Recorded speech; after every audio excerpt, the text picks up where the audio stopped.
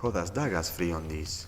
This is part 3 of this series reconstructing Proto-Germanic names of provinces. Having already covered the Netherlands and Germany, we will now delve into Denmark and Sweden. In the next video, we will focus on Norway, Iceland, Faroe, and other historical Viking settlements located throughout Europe and beyond. Before we begin, I would like to remind you that the goal of this video is not to show you how people 2000 years ago speaking Theodisco used to refer to their own provinces. There's almost no written evidence for this, so we will never know for sure. This work will solely try to translate the modern names of the regions into Proto-Germanic. I will dissect all the parts of the word, reconstruct the etymology, and then blend them back together to offer you a reconstructed name for the province. If you have any thoughts or additional information about the etymology of your own region, please share them in the comments below. Without further ado, let's start with Scandinavia. Skandinavio. The true origin of the first part of this name is unknown. Some believe it to be related to mythology, the island of Skavi, Norse Jötun of hunting, skiing, winter, and mountains.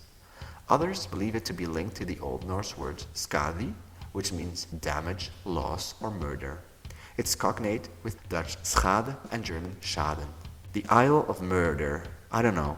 I'd like to stick with the mythological explanation for once. Denmark. Danimarko. The region of the Danes, or the borderland of the Danes. Further etymology of the word Dane is unclear and highly debated, but just for the beauty of it, I have studied this word in depth and stumbled upon interesting mythological links to other Indo-European cultures. Stay tuned, I'll get there later. Jutland, the land of the Jutes. This tribe's name in Old English was Eotas and Jotar in Old Norse. Eotas in Proto-Germanic, thus Jutland is Eutolanda. We often hear that Eotas and Etunas are two related words. Etunas means glutton and gave the word Jötun in Norse mythology. I do not find this link convincing. I will make a future video on the etymology of the Aesir, Vanir, and Jötnar and other mythological concepts of the Old Norse mythology. And no, I do not find the common translation of Jötun into giant convincing either. Gripe. The etymology of Denmark's oldest city is unfortunately unclear and utmost speculative. Some connect it to the Latin word ripa, riverbank, but why would 8th century pagans give a Latin name to their town? Vejle gets its name from the fjord it's located in. The Old Danish name was Wedel or Wedel. This is not established, but my guess would be that this comes from the Theodisco word wadila, which means ford, as in a shallow stream. Ringkøbing. Other name places around Scandinavia have this ending, which comes from the Old Norse kaupanger, meaning marketplace. This particular marketplace was located in a town called Rindum. This gave its modern name. A Theodisco name would then be Rindumas Kaupwangas, Rindum's marketplace. Viborg. Wegaburgas, the fortified sanctuary. Aalborg, fortified city on the Aal River. This etymology of the river is not settled. Maybe it comes from the Old Danish word Aal, which means eel, elas in Theodisco, Elaburgas, but please take this with a grain of salt. Aarhus literally means river mouth, so technically Aarhusoses, but Aarhusas is easier to pronounce. Föhn. Its etymology isn't as clear as I'd like it to be, but its capital name, Odense, is thought to stem from Odin's Ve, Odin's shrine in Old Norse. Therefore, in Theodisco, Wodanas Wecha. Sjælland.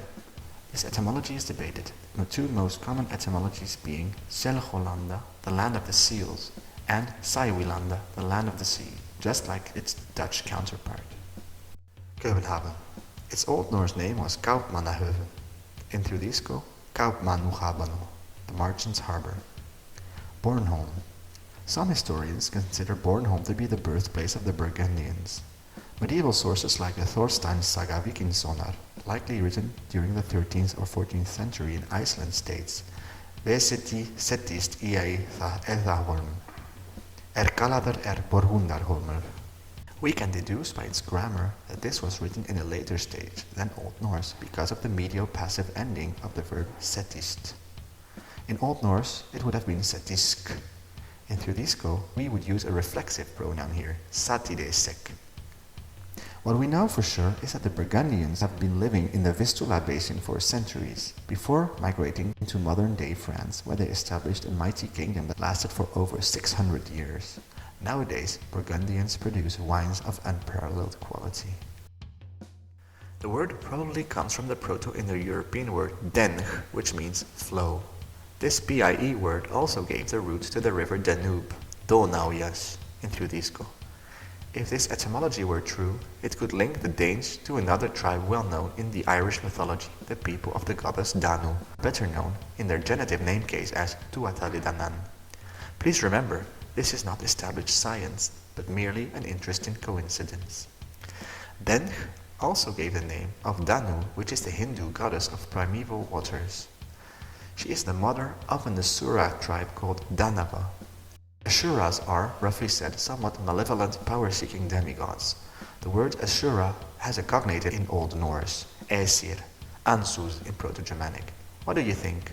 Are the Danes malevolent, power-seeking demigods? Please let me know in the comments. Sverige, Suigorikia, the realm of the Swedes. Its Old Norse name was Svithjod, which means literally the tribe of the Svi, Suijo in Tedesco. Further etymology of the word Suijo is speculative, but is likely related to that of the Suebi. One recurrent explanation is that both names could be related to the reflexive pronoun sek, which in PIE was Sue, but unfortunately this is speculative. Norrland, the Northlands, Northralando. Svealand, Sveholanda, the land of the sphere, plural form of Svi. Götaland and Gotland, the land of the Geats and the land of the Goths. What is certain is that this name comes from Tedesco Gautaz, which refers to this very tribe. Gauter, which is the Old Norse descendant of Gautaz, is also one of Odin's name in the Eddas. Further etymology is debated and complicated as it relates to the Goths. I intend to make a video about the etymology and legacy of the Goths in a future video. Halland, Haller in Old Norse, can mean hill or stone. In this case, it would come from Proto-Germanic Haluz, which can also mean cliff. But I'm not sure this area is renowned for its cliff or hills. If so, it would be Halulanda. Haller can also mean sloping or inclined in Old Norse, maybe to its connection to the sea. If so, the Proto-Germanic adjective for that would be Harthas. Another possibility could be a reference to the sunset, Solu Halar in Old Norse, which means the sun sinks. It would make sense this is the western part of southern Sweden. This word also comes from Proto-Germanic Harthas. My suggestion would then be Harthalanda for this region, the sloping land. Småland, Smehalanda, the small land. As it historically was composed of many smaller independent states, I suggest putting it in the plural Smehalando. Before going further, I will show you this text from King Alfred of Wessex's Orosius. It relates to the journey of Wulfstan of Hedeby around the year 880. You can clearly see the following names written in Old English: Skåne, Burgendaland, which we already covered earlier, Blekjagaey, Meor, which is one of the many kingdoms in Småland, Eoland, and Gotland. Skåne. Its Old Norse name was Skaney, the Isle of Ska. It is thought to have the same origin as the name Scandinavia, which we discussed earlier, Skandinavio. Blekinge. Its Old Norse name was Blekinge, the island of Blekinge. One possibility would be Bleikaz, which gave the modern Swedish blek and modern Danish blek. The suffix ingas means belonging to or coming from, with a sense of inhabitant. This is quite a common suffix throughout the Germanic world. In Tedesco, Bleikingaujo. Would this refer to the people living there, or to the landscape they live in? Maybe someone living there can tell us in the comment section. Öland. An easy explanation would be a compound of Ö, island, and land. In that case, we could call it Aujolanda. But in our Old English text, the island is referred to as Eoland. This isn't just the Old English word for island, which is Ialand, Ieland, or Euland. Unfortunately, no one knows where this Eo comes from, But maybe it was simply that an old English-speaking dude tried to write down what he heard when listening to an old Norse dude uttering the name of his island. So let's stick with the easy explanation. Aujolanda, the island land. Bohusland, the land of Bohus. A land in Old Norse is a fief. Laigna in Proto-Germanic. Bohus is the name of a fortress located there. Its first name was Bagahus. Baga comes from Proto-Germanic begas, meaning bad or difficult, and hus just means house. Husa in Proto-Germanic. This region gets the unnecessary long name of Begahusa Laigna, the fief of the bad house. Dalsland, Dalaslanda, the valley land. Its historical name was just Dal, which in Proto-Germanic translates to Dala. Dalarna means the exact same thing, but in plural, Dalo. Vermland. This etymology isn't very clear. Most sources trace it back to the lake Vermelen, which is located here. But that doesn't really help, as further etymology is nowhere to be found. I thus had to look for myself and found an interesting Norse word, Vermsel, which refers to a spring that never freezes, which is not necessarily a hot spring, but can also be just some running water that one might be happy to find during a freezing winter. If one of you lives there, please let me know if this lake freezes or not in the winter. Anyway, warmth is something that seems to have influenced the name of this region, so the most logical Proto-Germanic name would be Warmalanda. Nerke. This one is hard. Some say it has something to do with a narrow ridge where some church had been built, but I honestly do not find it convincing. Unfortunately, I do not have an alternative to offer for this one. Uppland. Simply Upplando in the plural, because its first mention was in the plural. Sweden's capital is located in Uppland. Stockholm. Stock means a log, the one from a tree, not the one you drop. Stukas in Proto-Germanic, which gave the English stick, Dutch stok, French souche, and German stock. Hulmaz refers to a small island or a hill. Stuko Hulmaz, the small island with logs. Södermanland, the land of the southern man. The south being a very relative notion here, but it's compared to Uppland. Sunthramanislanda. Westmanland. Westramanislanda, the land of the western man. So this must be Northramanislanda then. Nope, it's Gästrikland. This compound has got three parts. Gäst, which means guest or stranger. Land, please do not make me explain this one. And Rik, which can mean two things. Riki means kingdom in Old Norse. I don't understand though why someone would name a place the land of the kingdom of the guest. It's so redundant. If so, its Proto-Germanic name would be Gastrikialanda. The other possibility would be that Rik comes from Old Norse riker, rich.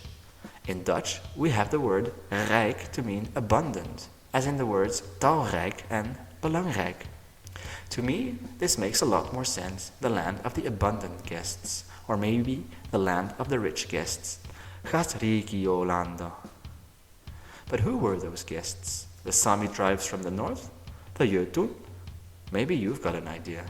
Hälsingland.